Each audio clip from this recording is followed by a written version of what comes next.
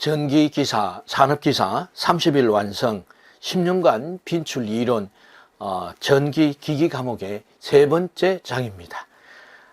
변압기에 대해서 같이 공부해 보도록 하겠습니다. 교재를 참고해 주시기 바랍니다.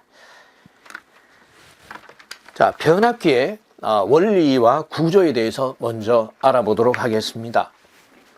변압기의 원리는 패러데이의 전자유도 법칙이죠.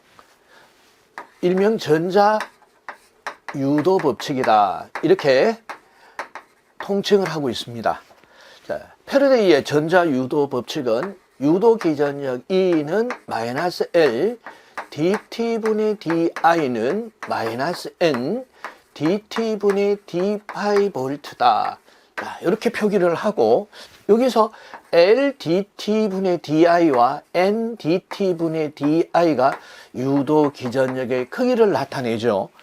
그리고 마이너스라는 부호, 이 부호가 유도 기전력의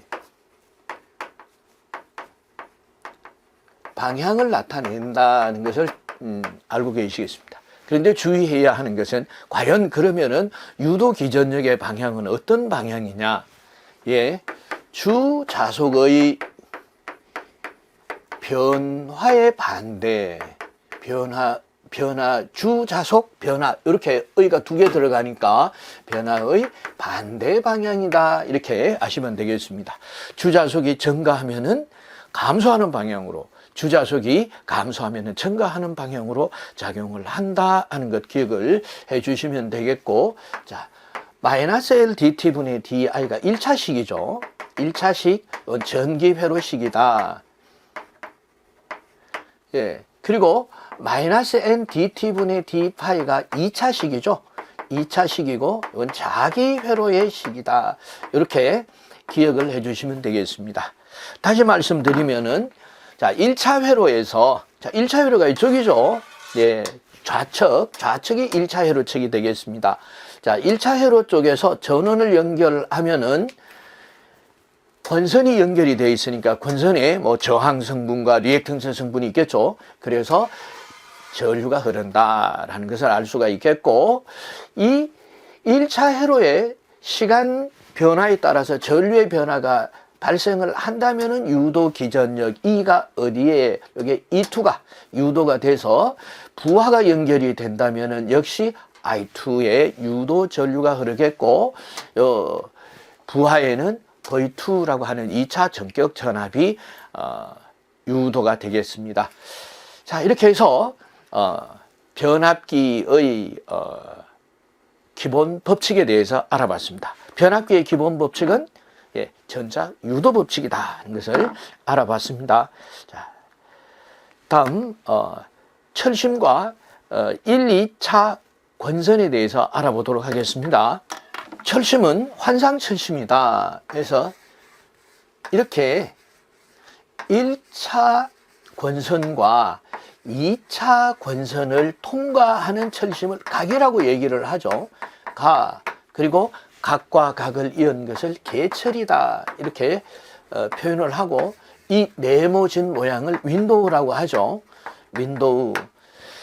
자, 이와 같은 철심이 결과적으로 환상으로 되어 있다, 이어져 있다라는 겁니다. 그래서 이 환상 철심은 변압기의 철손을 줄이기 위하여 규소 함유량을 3 내지 4% 정도를 함유시킨다. 그럼 철이 97에서 96%가 되겠고, 두께는 0.35mm로 철심을 제작을 한다. 다시 말씀을 드린다면 철심은 규소 강판을 성청해서 제작을 하더라라는 것을 알 수가 있습니다. 규소를 사용하는 것은 히스테리시스 손실을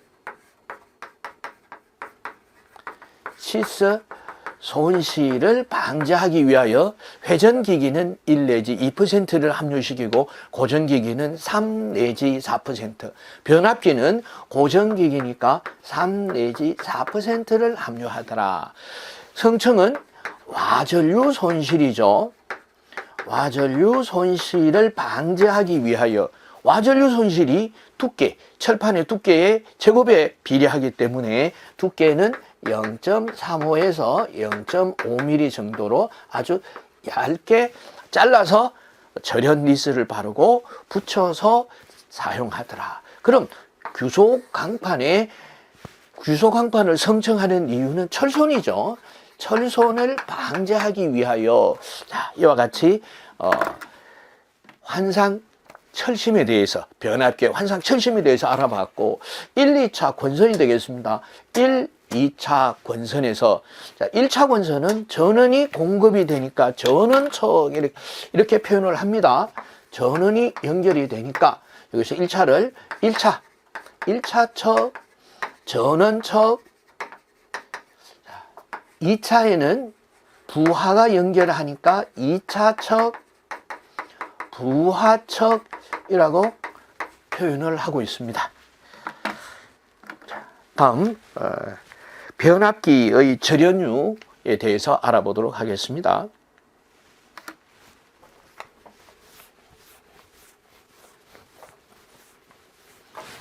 자, 먼저 절연유를 사용하는 이유. 자, 절연유를 사용하는 것은 역시 절연 특성을 보강을 하기 위해서 그렇다. 절연은 전류가 흐르기 어려운 정도를 나타낸다. 이렇게 잘 알고 계시지만 정리를 하실 필요가 있다. 그러기 위해서는 어떤 특성을 만족해 줘야 되느냐. 자, 절연유기 때문에 가장 먼저 첫 번째 어떤 특성이 있어줘야 돼요? 절연 내력이 커야 한다. 자, 맞죠? 그리고 전류가 단자와 단자 충전부 사이에 전류가 같은 조건으로 흐르기 어려워야 한다라는 이런 특성이 있겠고, 두 번째는 비열이 커서, 자, 두 번째 보겠습니다. 정리를 한번 할 필요가 있겠네요. 그래서 첫 번째, 절연 내력이 커야 한다. 예, 교재에 정리가 되어 있기 때문에 이렇게 약호를 쓰면 굉장히 편리하시겠죠. 두 번째에서 점도가 낮아야 한다. 자, 그래서 끈적끈적하면 안 되겠죠.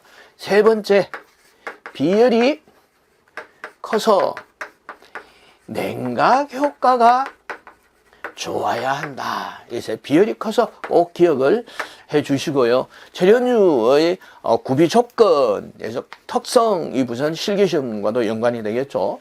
자, 네 번째 보겠습니다. 인화점이 높고 불이 붙는 온도죠.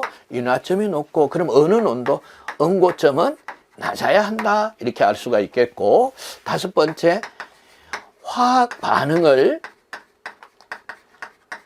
일으키지 않아야 한다. 자, 이렇게 정리를 하시면 되겠습니다. 자, 그러면 다음 이제 절연유의 열화 방지 대책. 절연유의 특성이 낮아지면은 변압기가 어때요? 단자와 단자 충전부 사이에 전류가 흘러서 터지는 일이 발생을 하겠죠. 그래서 자, 열화 방지 대책. 그래, 절연유, 변압기유가 절연유죠. 절연유 열화 방지. 먼저 대형 기계예요. 대형 변압기는 컨스페이터를 설치합니다. 컨스페이터를 설치한다. 자, 컨스페이터는 변압기 본체 위에 설치를 해요. 드럼통처럼 변압기 본체 위에 설치해서 이 변압기가 되겠죠. 반은 절연유가 있고 위에 질소를 봉입합니다. 질소를 봉입해서 절연유가 산소와 접촉을 해서 산화되는 것을 방지하는 역할을 하더라. 그래서 대형 변압기는 컨스페이터를 써서 절연유의 열화를 특성이 저하되는 것을 방지한다. 중형 변압기는 브리드를 사용합니다. 브리드 안에는 실리카 겔이 들었습니다. 실리카 겔이 들어서 흡습제죠. 흡습제. 변압기의 호흡작용으로 인해서 외기가 유입이 될 때 외기 내에 수분이 있을 수 있겠죠. 수분이 물이니까 산소가 들어있죠. 그래서 물을 분리시켜 주는 역할을 하는 것이 브리더다. 이렇게 대형은 컨스페이트, 그리고 중형은 브리드, 이렇게 기억을 하시면 되겠죠. 예, 다음 변압기의 권수 B에 대해서 알아보도록 하겠습니다. 자, 변압기의 권수 B 다시 한번 보도록 하겠습니다. 이 변압기의 환상철심에 1차 권선을 감고 2차 권선을 감았습니다. 누가? 예, 본인이 감았죠. 그래서 N1번 감았고 N2번 감았다 하는 것을 알 수가 있겠죠. 그리고 1차 척, 즉 좌측이 전원을 연결하는 전원척이다. 그래서 V1 1차 전격 전압을 연결하면은 1차 전류가 흐르겠죠. 1차 전류가 흐르면은 dT분의 di에서 L, 여기서 마이너스는 방향을 나타낸다. 이와 같은 전류의 변화에 의해서 자속의 2차 척에 dT분의 d파이라는 자속의 변화에 의한 유도 기전력 E2가 유도가 되겠죠. 그래서 2차에 부하를 연결한다면은 유도 전류인 I2, 즉 2차 전격 전류가 흐르게 되겠고, RA는 V2V가 유기가 되겠습니다. 자, 이와 같은 것을 변압기의 회로 정수라고 하고, 회로 정수와의 관계를 권수 B라고 한다.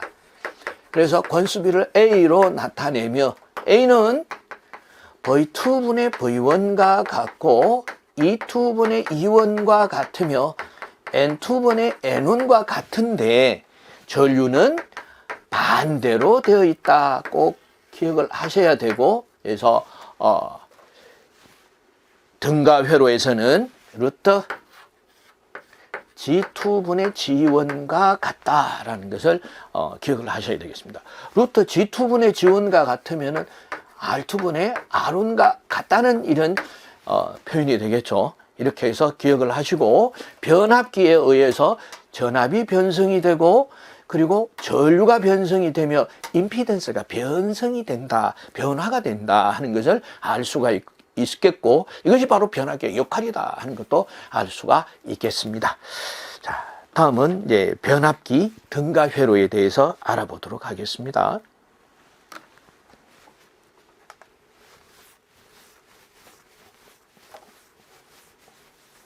자, 변압기의 등가 회로, 변압기의 환상철심에 권선이 감겨서 1차 척엔 전원이 연결이 되고 2차 척인 부하가 연결이 되는 것을 전기적 회로로 바꾸어서 나타낼 때, 이와 같이 1차 권선이 저항과 1차 권선과 1차 리액턴스, 그리고 2차 권선이 2차 저항과 2차 리액턴스로 나타낼 수가 있으며, 부하가 분리가 되었고, 즉 무부하인 상태에서 1차 전류에 의한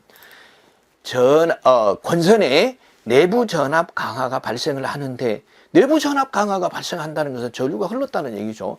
이때 그 흐르는 전류를 부하가 없는 상태의 전류다 해서 I0, 무부하 전류, 혹은 이 전류에 의해서 자속이 발생한다라고 해서 여자 전류다, 이렇게 표현을 할 수가 있고, 이 여자 전류는 다시 전류가 두 가지로 분류가 되겠죠. 그래서 I와 철심에 전류가 흘러서 열로 소비되는 철손, 이 철손을 유발시키는 철손 전류와 자속을 만드는 자화 전류로 나타낼 수가 있겠습니다.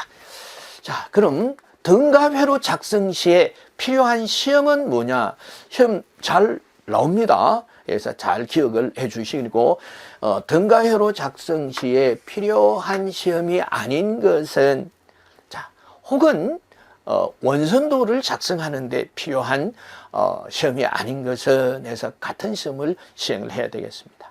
첫 번째는 무부하 시험, 즉 부하가 없을 때 개방시험이라고 표현할 수 있으시겠죠.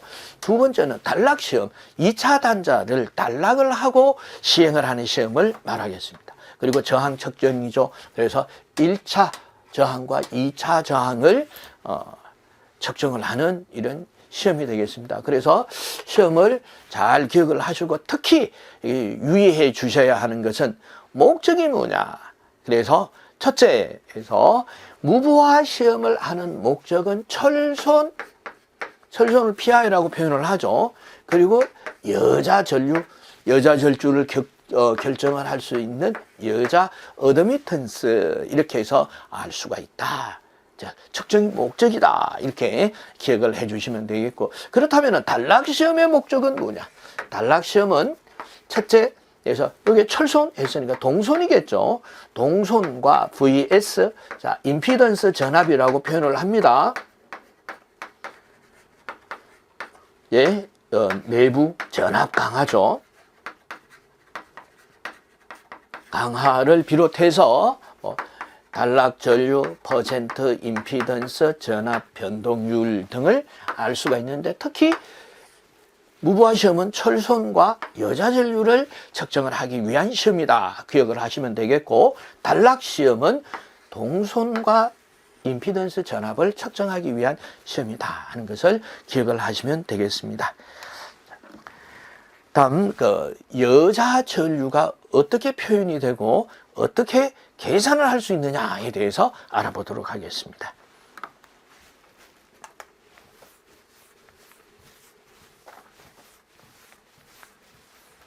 자, 여자 전류는 교류 전류이기 때문에 벡터량이다. 크기와 방향 성분을 가지고 있다. 그래서 무부하 전류, 여자 전류 I0는 이 벡터 표시죠. 그래서 II 플러스 I 파이다. 이렇게 기억을 하시면 되겠습니다. 자, 그래서 II 철손 전류와 I 파이. 그래서 철손 전류는 자화 전류죠. 자화 전류, 철심에서 열로 소비되는 전류다. 그럼 자화 전류는 자속 파이를 만드는 전류고, 여기서 합이니까 I0는 이렇게 나타낼 수가 있겠죠. I0다. 그래서 I0의 크기는 제로는 그래서 II의 제곱 플러스 I 파이의 제곱인데, 시험 문제에서는 응용해서 시험 문제가 출제가 됩니다. 어떻게 해요? 자화 전류를 구해봐라 라고 이렇게 시험 문제가 출제가 된다면은 I0의 제곱 마이너스 II의 제곱이 되겠습니다. 자, 여기에서도 II는 어떻게 구하느냐? I는 V분의 P죠. 그래서 II는 또 여기서 V1분의 PI로서 구할 수가 있다라는 것도 알 수가 있으며 시험 문제 출제가 됩니다. 자, 그리고 다음 임피던스 환산에 대해서 알아보도록 하겠습니다. 자, 등가 회로의 목적은 복잡한 회로를 단순화 시켜서 간단하게 표현을 하는 것을 말합니다. 그럼 목적은 뭐야? 계산을 해야 되겠죠. 우리가 계산을 하기 위해서. 그래서 변압기는 1차 전기 회로와 2차 전기 회로를 자기 회로가 에너지 트랜스퍼 하고 있다는 것을 알 수가 있겠죠. 다시 말해서 복잡하다라는 겁니다. 이 회로를 하나의 회로로 바꿔서 계산을 해보자라는 겁니다. 이렇게. 그럼 V에 대해서 전류 I가 흘러서 계산하기가 쉽겠죠. 자, 그래서 1차 회로에 있는 R1, X1이 2차 회로에 있는 R2, X2가 2차 회로가 1차 회로로 옮기는데 그냥 옮길 수는 없겠죠. 그러면 어떻게 옮겨질 수가 있느냐 하는 거 잘 기억하셔야 돼요. 어떻게? A제곱을 곱하면 되더라. 그래서 2차 저항을 1차로 환산한 저항이다 해서 R2 다시로 표현을 합니다. 그리고 이것도 X2 다시 이렇게 표현을 할 수가 있겠죠. 그래서 결국 이 R1과 X1을 G1이라고 한다면은 이게 G2 다시가 되겠죠. G2 다시는 A 제곱의 G2 이렇게 표현을 할 수 있으며 G0 합성 임피던스는 G1 플러스 그리고 G2 다시가 되겠습니다. 다시 말해서 G1 플러스 A 제곱의 G2가 된다. 이렇게 기억을 하시면 되겠습니다. 자, 다음 변압기의 특성, 전압 변동률에 대해서 알아보도록 하겠습니다.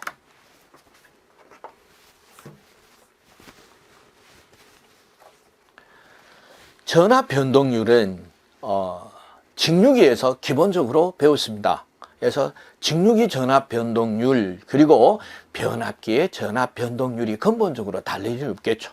그러나 표현하는 방법에서 변압기에는 다른 표현도 가지고 있습니다.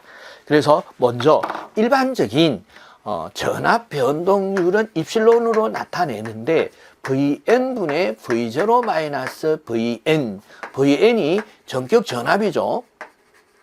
전격 전압, V0가 무부하 전압이 되겠습니다. 자, 곱하기 100을 하면은 숫자를 크게 나타낸다. 백분율이라고 하죠. 그래서 퍼센테이지로 나타낸다 하는 것을 알 수가 있으며 1차 척에서의 전압 변동률, 2차 척의 전압 변동률이 만약에 이상적인 변압기라면은 같죠? 이상적인 그래서 손실이 없는 이상적인 변압기란다면은 그래서 1차 척의 전압 변동률과 2차 척의 전압 변동률이 같아서 교재와 같이 표현할 수도 있겠습니다. 자, 다음 변압기에 있어서의 전압 변동률 알아보도록 하겠습니다.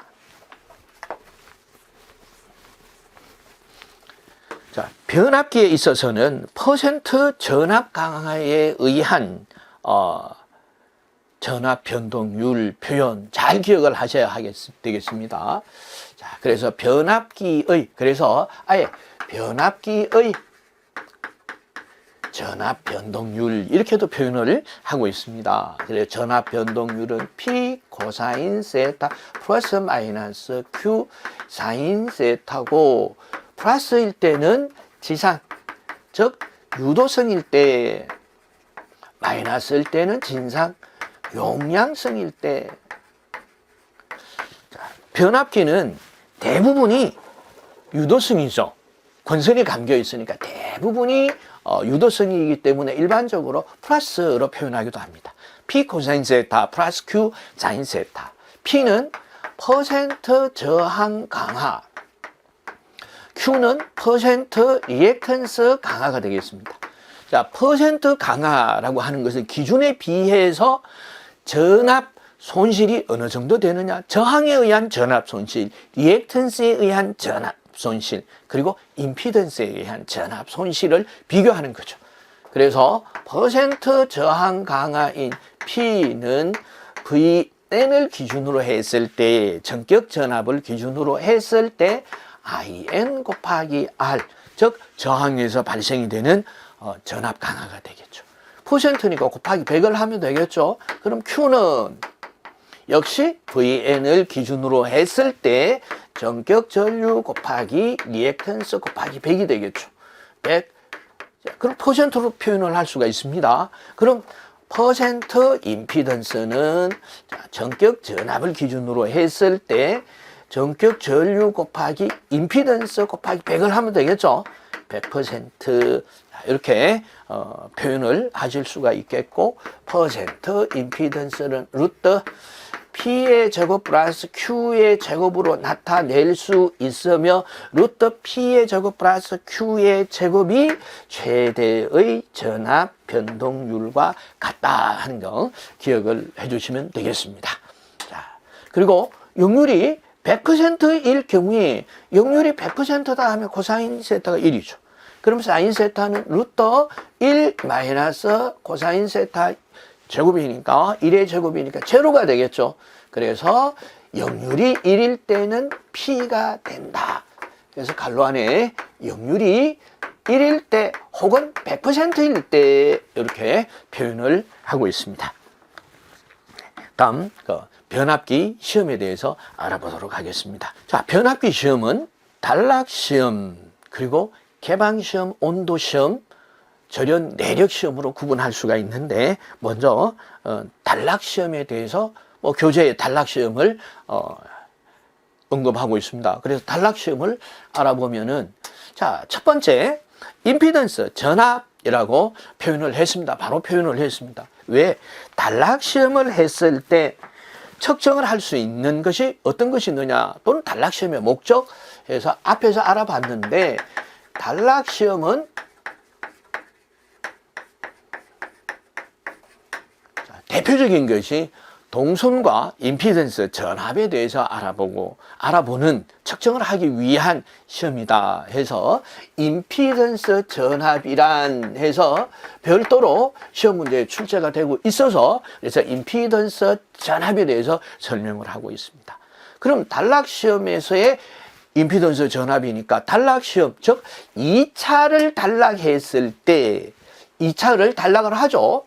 그리고 1차에 전격 전류가 흐를 때 1차 회로에 해서 I 원N이 흐를 때, 전류계로 보면 알 수가 있겠죠. 원N이 흐를 때의 변압기의 전압 강하가 어디에서 측정이 되느냐? 전압계에서. 그래서 전압계의 지시치가 바로 VS가 되더라. 그리고 이때의 전류계의 지시치는 PC가 되겠죠. 동선이 되더라. 자, 이렇게 보시면 되겠습니다. 그래서 전격 전류가 흐를 때 변압기 누설 임피던스와 전격 전류와의 고빈 변압기 내의 전압 강하로 나타낼 수가 있어서 VS는 IN 곱하기 G2원이다. G2원은 그래서 합성 임피던스가 되겠습니다. 자, 임피던스 와트는 단락시험을 했을 때 PC 동선을 임피던스 와트라고도 하더라. 자, 이렇게 간단하게 기억을 하시면 되겠습니다. 다음 변압기의 손실에 대해서 알아보도록 하겠습니다. 자, 먼저 이 손실은 직류계의 손실, 변압기의 손실, 동기계의 손실, 유도계의 손실, 각기 다른 것이 아니라 같습니다. 그래서 손실과 효율에 대해서는 어떤 식으로든지 시험 문제 출제될 수밖에 없겠죠. 그래서 손실의 프레임부터 먼저 알아보도록 하겠습니다. 손실은 첫째, 가변 손실과 고정 손실부터 하겠습니다. 고정 손실과 가변 손실로 구분한다. 자, 고정 손실은 다시 철손과 기계손으로 구분할 수가 있다는 거 기억을 하셔야 되겠고, 가변 손실은 동손과 표류 부하손이죠. 표류 부하손으로 구분할 수가 있다. 철손은 다시 히스테리시스 손실과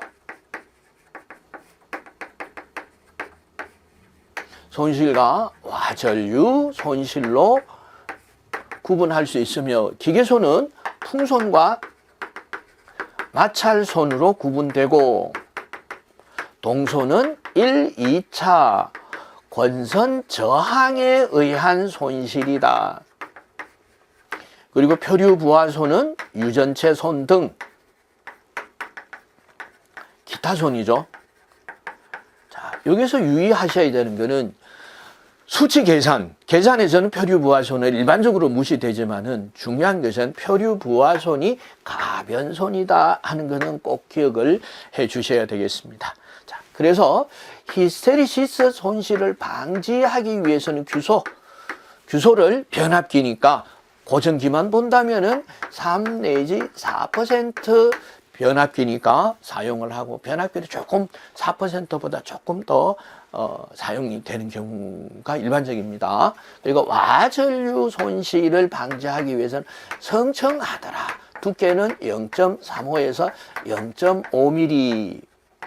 자, 이렇게 기억을 해 두시면 되겠고, 이 기계손이라고 하는 것은 풍손과 마찰손이기 때문에 회전기기에서 발생하는 회전기기 손실이다라고 기억을 하시면, 고정기기에서는 발생하지 않는 손실이기도 한다. 자, 이렇게 해서 무부하손, 고정손, 불변손, 혹은 1차손이라고도 합니다.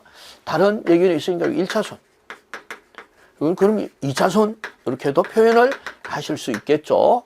그래서 히스테리시스 손인, 여기서 히스테리시스 손실 이 식을 잘 기억을 하시면 되겠습니다. pH는 시그마 H, 이게 상수죠. 그래서 K 뭐 이렇게도 표현을 할 수가 있습니다만은 히스테리시스 손실 계수입니다 해서 시그마 H라고 했습니다.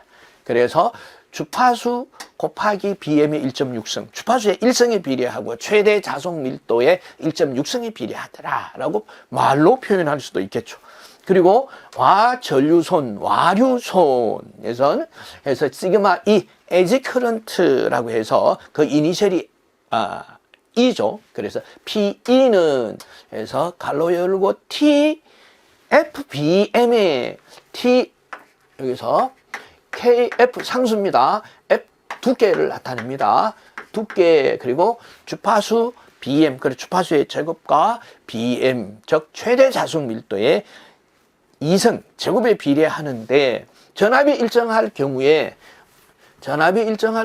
BM은 F분의 V로 나타낼 수가 있습니다. 자, 그래서 BM의 여기서 TFBM의 자성에 뭐가 K가 있고요. 에지 커런트가, 그래서 주파수의 제곱과 F분의 V의 제곱이니까 제곱이 돼서 주파수하고 약분이 되죠. 전압이 일정할 경우에는 와전류 손실, 와류손은 주파수와 무관하다라는 것도 아셔야 되고, 히스테리시스 손실은 F 곱하기 BM이니까 F분의 V의 1.6성이 되니까 다 약분이 안 되죠. 그래서 F분의 1에 뭐가? 그래서 pH는 주파수에 반비례하기 때문에 철소는 결과적으로 주파수에 반비례하는 특성을 가지고 있다라는 것도 기억을 해주시면 되겠습니다. 그리고 동소는 권선 저항에 의한 손실이다 했으니까 어떤 손실이에요? 권선 저항에 의한 손실이니까 PC는 결국 I 제곱 R1 이렇게 R1 혹은 I 제곱 R2가 바로 동선이 되겠죠. 그래서 동선이 이렇게 계산을 따로 하는 문제도 출제가 되고 있습니다. 자, 이렇게 해서 변압기의 손실에 대해서 알아봤습니다. 다음 변압기의 효율에 대해서 알아보도록 하겠습니다.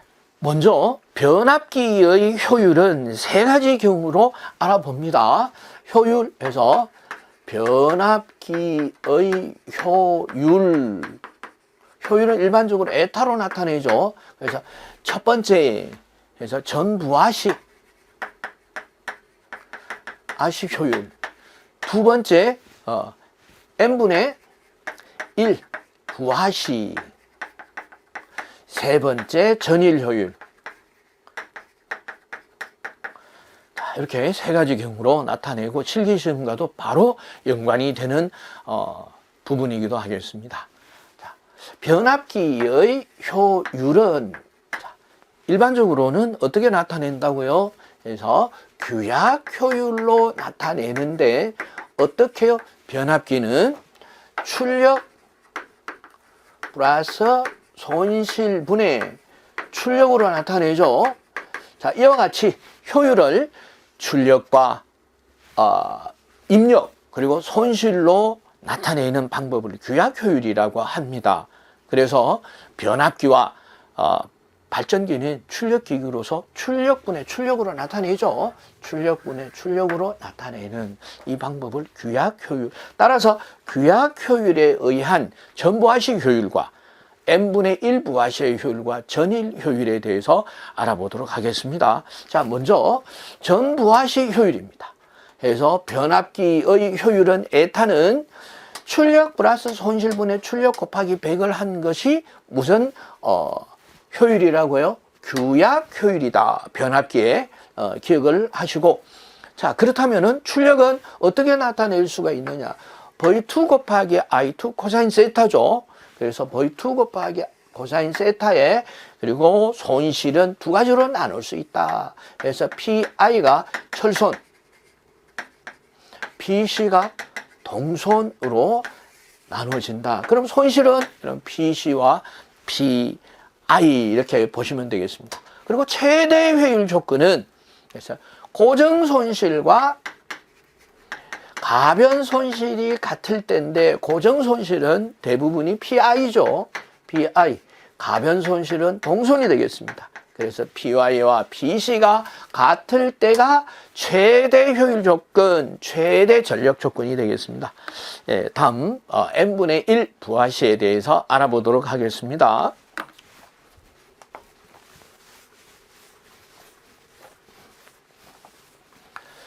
자, n분의 1 부하시 해서 이 표기를 왜 n분의 1로 나타내느냐 해서, 부하율이 적용이 될 때는 부하율은 1보다 작다라는 이런 의미를 가지고 있고요. n분의 1 해서 요 m은 전격 용량입니다.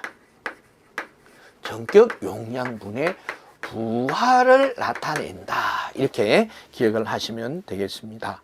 자, 그래서 실기시험에 전일 변압기의 전일 곡선, 전일 곡선을 보고 해서 부하율을 어떻게 해요?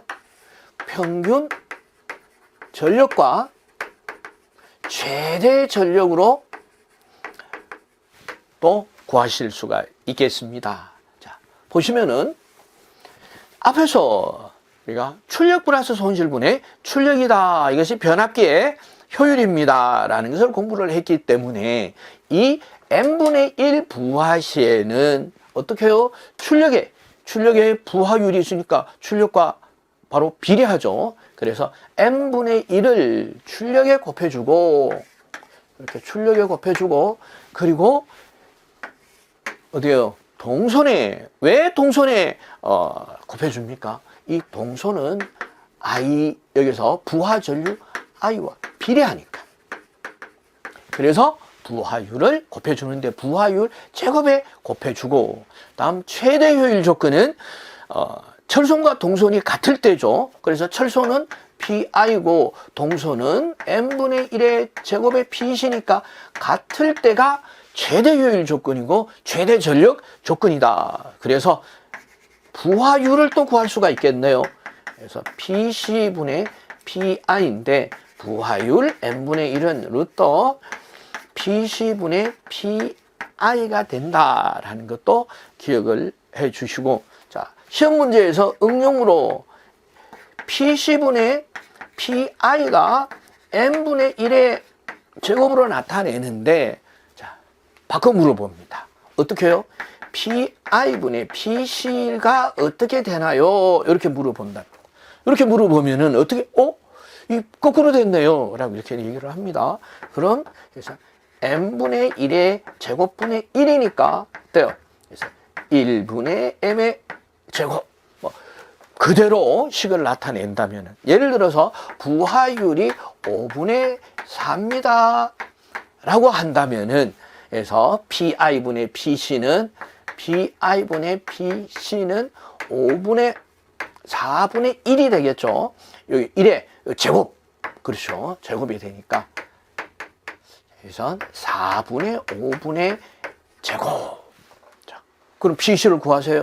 PC는 4분의 5의 제곱의 PI. 이렇게 해서 구할 수 있습니다. 시험 문제는 바로 이렇게 출제가 됩니다.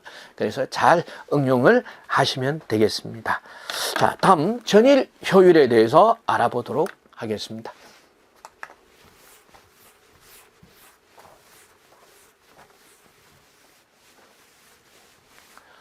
전일 효율입니다. 하루 24시간의 효율해서 전일 효율에서는 가동 시간이 반영이 됩니다. 그래서 가동 시간은 총 가동 시간에서 이렇게 가동 시간입니다. 가동 시간의 합, 운용한 시간의 합. 자, 그래서 어떻게 해요? 가동 시간이 출력에 비례하니까 이때 가동 시간 시그마 H가 여기서 출력에 곱해져 있죠. 그럼 위에도 시그마 H가 곱해져 있고 역시 어때요? 동선에도 곱해져 있다라는 것을 기억을 하시고, 최대 효율 조건은 전부하 시간이 짧을수록 무부하손이 작게 한다 하는 거 기억을 하시고 시험에 출제가 됩니다. 기억을 하셔야 되겠습니다. 자, 이유는 최대 효율 조건에서 철선과 동선이 같을 때죠. 그래서 24pi는 시그마 H의 PC죠. PC. 그래서 PC는 시그마 H의 24 곱하기 PI가 되더라. 자, 여기서 주어집니다. 전부하 시간이 짧을수록 시간이 짧아진다라고 하면은 이 값이 등호를 중심으로 해서 좌변의 값과 우변의 값이 같아야 되는데 짧아지면은 어때요? 이 값이 결과적으로 커지죠. 우변에 그래서 분모가 작아지면은 이 전체 값은 커져서 평행이 무너지죠. 그럼 전체 값이 커진 만큼 PI가 작아지면 평행을 유지할 것이다. 그래서 기억을 하셔야 됩니다. 그래서 가동시간이 짧을수록 시그마 H가 감소한다면은 PI가 무부하손을 작게 해야지만 등호를 중심으로 해서 좌변과 우변, 즉 동선과 철선이 같아져서 최대 효율, 최대 전력 조건이 된다는 기억을 하시고 시험에 출제가 응용 문제로 출제가 됩니다. 자, 여기까지 하시고 잠시 브레이크 타임을 가지고 다시 변압기의 결선부터 공부해 보도록 하겠습니다.